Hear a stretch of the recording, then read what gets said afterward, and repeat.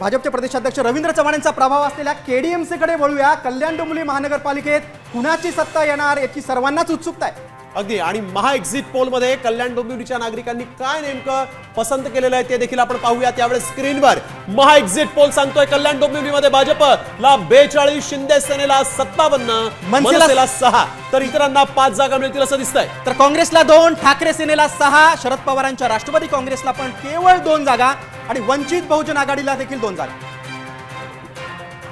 तर महत्वाची ही आकडे आपण बघतोय कल्याण डोंबिवलीमध्ये शिंदेचा शिवसेना जी आहे तिला सगळ्यात जास्त जागा मिळतील, कारण इथं शिवसेनेची सत्ता होती आणि कल्याण डोंबिवलीमध्ये आपण बघतोय शिंदे सेनेला 57 जागा मिळतील असं दिसतंय। भाजपला 42, मनसेला केवळ 6। पण भाजपने पण चांगली मुसंडी मारलेली आहे। अनेक नगरसेवक त्यांचे तिथं बिनविरोध निवडून आलेले आहेत आणि आता साम टीव्हीचा एक्झिट पोल सांगतोय भाजपला 42 आणि त्याखालोखाल आपण बघतोय शिंदे सेनेला सर्वाधिक 57 जागा। कल्याण डोंबिवली महापालिकेत कुणाची सत्ता येणार, त्याला काय कारण आहेत जाणून घेऊयात आमचे प्रतिनिधी संघर्ष गांगुर्डे यांच्याकडून।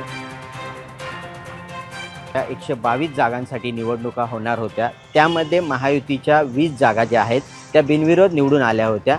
त्यामुळे आता आज 102 जागांसाठी निवडणुका ह्या पार पडल्या आहे। त्यामध्ये जर आपण बघितलं तर महायुतीची सरशी होताना दिसत आहे। यामध्ये शिवसेना जी आहे ती 55 जागा प्लस येण्याची शक्यता आहे। त्याचबरोबर भाजप आहे ती 40 प्लस जागा येण्याची शक्यता आहे। त्याचबरोबर उद्धव सेना आणि मनसे यांची युती होती, यांच्या ज्या आहेत त्या 8 किंवा 9 जागा येण्याची शक्यता वर्तवली जात आहे। आणि त्याचबरोबर राष्ट्रवादी शरद पवार आणि अजित पवार यांच्या प्रत्येकी 1-1 जागा येण्याची शक्यता आहे। तरीही इथे मतदार राजांनी आपला जो कौल आहे तो मतपेटीमध्ये बंद केलेला आहे। उद्या येणाऱ्या निकालानंतरच जी काही परिस्थिती आहे ती स्पष्ट होणार आहे। तरीही या ठिकाणी आपण जर बघितलं तर महायुतीला मतदार राजांनी जो कौल आहे तो दिल्याचं समजलं जाते। महाराष्ट्रातील सर्व बातम्यांचे विश्वासार्ह व्यासपीठ, सकाळच्या सर्व सोशल मीडिया प्लॅटफॉर्मला लाईक, फॉलो आणि सबस्क्राईब करा। तसंच सर्व नोटिफिकेशनसाठी बेल आयकॉन प्रेस करायला विसरू नका।